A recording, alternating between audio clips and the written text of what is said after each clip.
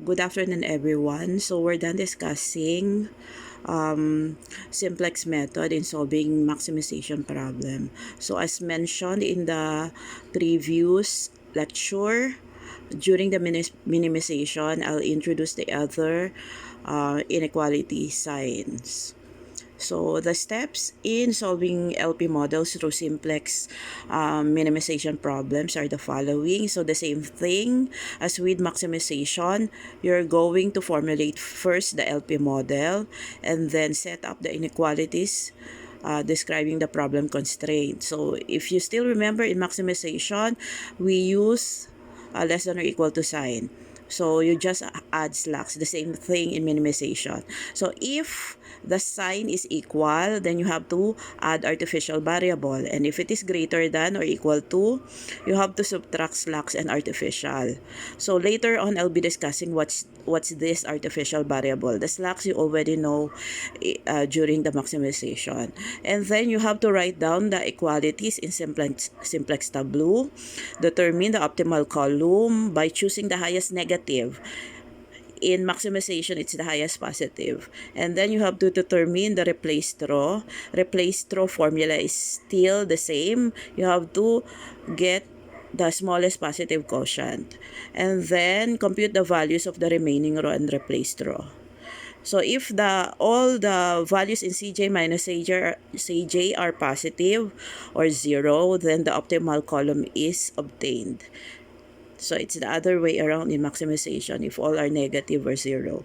And then you have to state the decision. So let's have this example. Okay. It's the same example as what we use in the graphical. So if you still remember, the constraint actually is with the ingredients, the chemical ingredients. Okay, so this is the LP model.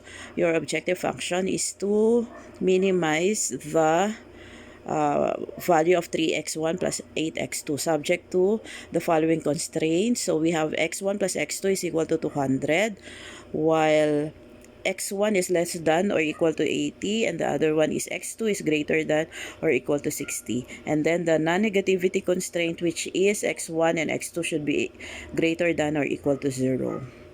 So we have 3 constraints, and if we try to recall, if it is equal, you add artificial. So for the first constraint, you add artificial variable. So what's this artificial variable? If you remember, diba, we have chemical constraints. So this artificial variable is another chemical ingredients wherein the cost is really high.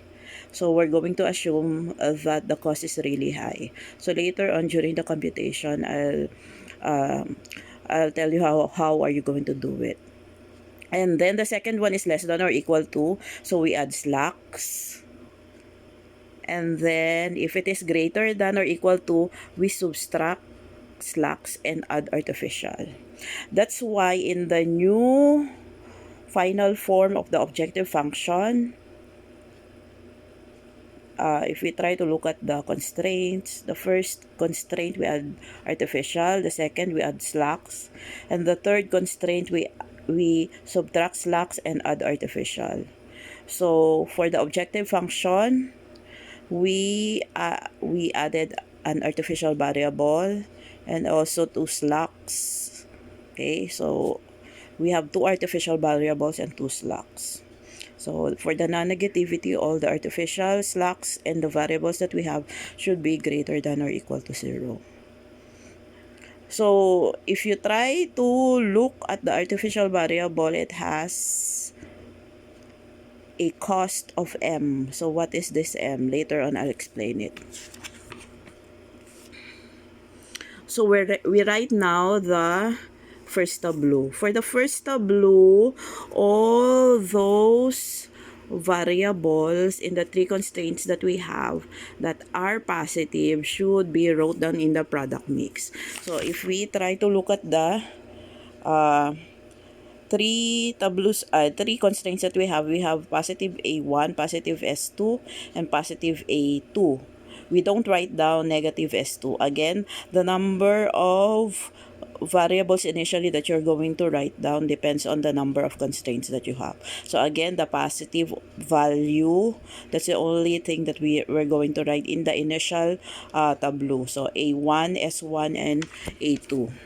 Okay, that's why we have A1, S1, and A2. And we're going to assume just what I mentioned. We're going to assume that the cost for artificial variables is too high. If you try to look at the costing of your variable, it's only 3 and 8. 3 for x1 and 8 for x2.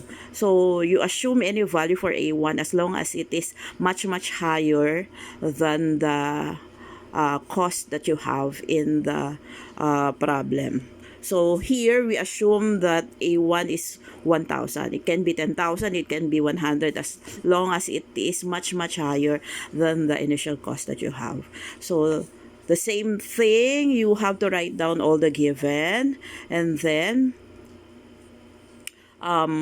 compute for the CJ minus CJ and then the CJ minus AJ. So in maximization, you choose the highest positive, but in minimization, you choose the lowest negative. Okay, the smallest the highest negative or the lowest value. The higher the value in the negative value, diba, it has a lowest value. Okay, so in this case, it's negative 1,992. And the same thing with the replace row. So you're going to divide 200 divided by 1, 80 divided by 0, and 60 divided by 1. So among the three, you have to, the same formula with the replaced row, the lowest positive quotient. So in this case, the lowest is 60. Why we don't choose 80 over 0? It's infinite, okay? So mataas masyado yan. So you choose the lowest, which is 60. So this will be the replaced row. Your x2 will replace a2. So the same as what we did in your maximization, you get the new value of x2 by dividing the intersectional element, which is 1. So 60 over 1, 0 over 1, and so on and so forth. And then you have to compute for the new value of a1 and new value of s1. The same formula as what we did in the last time. And then afterwards, you're going to again write it down in the second tableau. And then compute for the CJ minus AJ.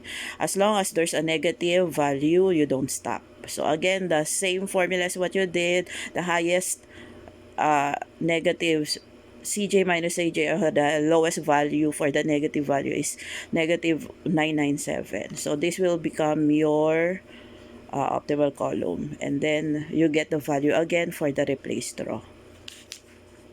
Until all are the third tableau, you still have negative value. So again, you have to compute it until you get to the last tableau, because all your CJ minus AJ are positive and 0. So again, you make decision based on this one. You don't have to write down the value of S2 because it doesn't have any bearing at all. So only x1 and x2. And then you write down the total cost, which is 1,200. So I hope you understood the thing that we have mentioned or the thing that we have discussed in maximization and minimization. So thank you.